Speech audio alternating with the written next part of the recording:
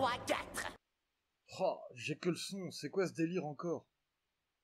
Et toujours pas de nouvelles de Nico. Salut. Tu es venu sans te cacher? Bah oui, j'y prends goût en fait. Ah, l'image est revenue. Nico doit être rentré.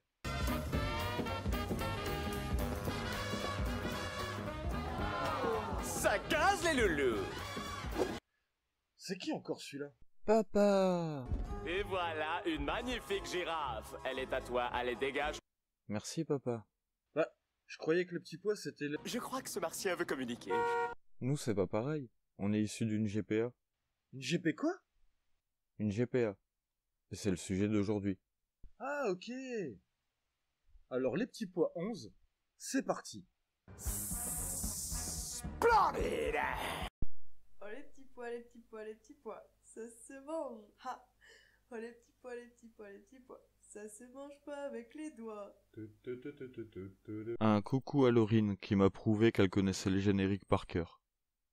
Nous entendons parler souvent d'un débat à propos de la GPA ou de la PNA. Mais qu'est-ce que c'est? PMA, GPA, que dit la loi? Plusieurs techniques médicales existent aujourd'hui pour aider des couples ou des individus à procréer lorsqu'ils rencontrent des difficultés à concevoir un enfant. On parle d'assistance médicale à la procréation ou de procréation médicalement assistée, PMA. Il y a principalement deux techniques. L'insémination artificielle, qui consiste à déposer le sperme du conjoint ou d'un donneur dans l'utérus de la femme en période d'ovulation, dans l'espoir que les spermatozoïdes fécondent naturellement un ovule ou ovocyte.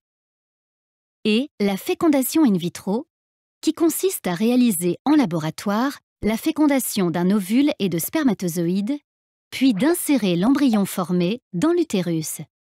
Les gamètes, c'est-à-dire les spermatozoïdes et les ovules, peuvent provenir des parents ou de donneurs. Lorsque la mère ne peut pas assurer la gestation, c'est-à-dire la grossesse, par exemple en raison d'une malformation de l'utérus, l'embryon peut être implanté dans l'utérus d'une autre femme, appelée mère porteuse ou gestatrice. On parle alors de gestation pour autrui, GPA. C'est plutôt bien ça quand on peut pas être parent. Oui, en cas de réel besoin, je veux bien. Mais on a tous le souvenir d'images comme celle-ci. Quand on est orpheline, mais ce que l'on n'a pas, qui vous manque le plus, c'est le bras d'un papa. Moi aussi, j'aimerais bien avoir un papa et une maman. Je sais.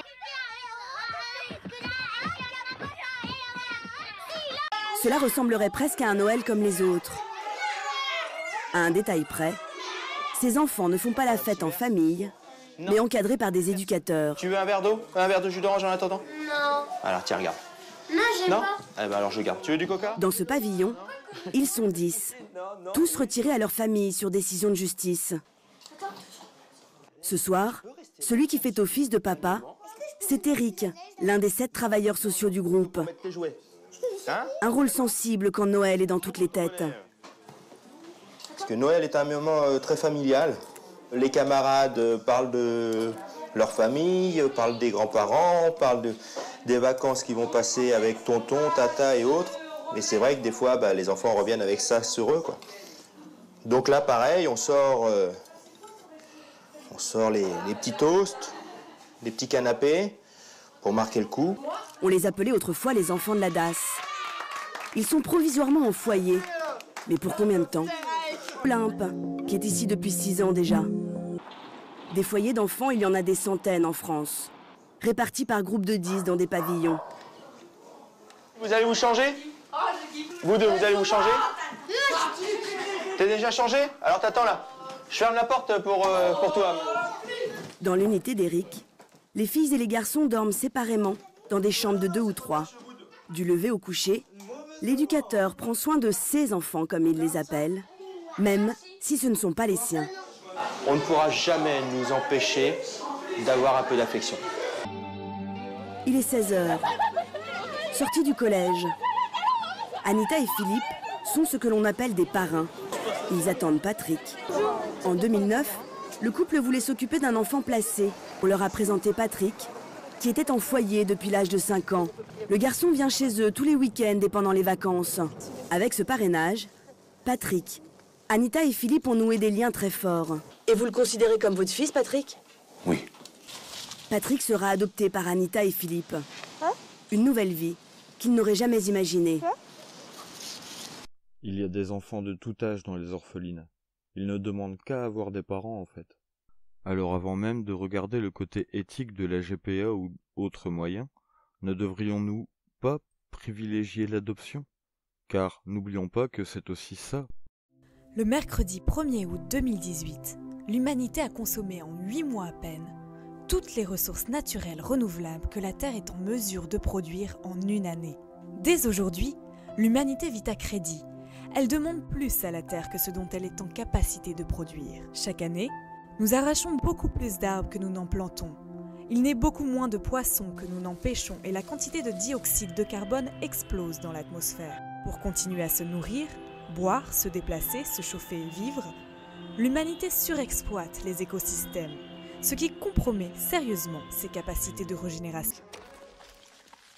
Vous m'avez refroidi. Selon les derniers calculs, l'humanité aurait besoin de 1,7 planètes pour continuer à nourrir, habiller et soutenir les 7,6 milliards de personnes sur Terre pendant un an.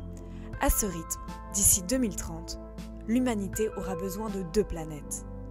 L'ONG montre par exemple que si l'on vivait tous comme des Américains, nous aurions besoin de 5 planètes pour vivre. En France aussi, nous sommes au-delà de la normale. Nous aurions besoin de 2,8 planètes pour vivre comme des Français. Selon l'ONG, les pays riches ont un impact 5 fois plus élevé que les pays en voie de développement. Je n'ai qu'une chose à dire. Piquante, ces petites merguez. Alors vouloir éduquer un enfant, c'est génial. Mais pourquoi ne pas commencer par ceux qui sont déjà là? Ne pas pouvoir être parent et vouloir l'être, c'est douloureux. Mais ne pas avoir de parents, qu'est-ce que ça fait? Pourquoi ne pas équilibrer le problème?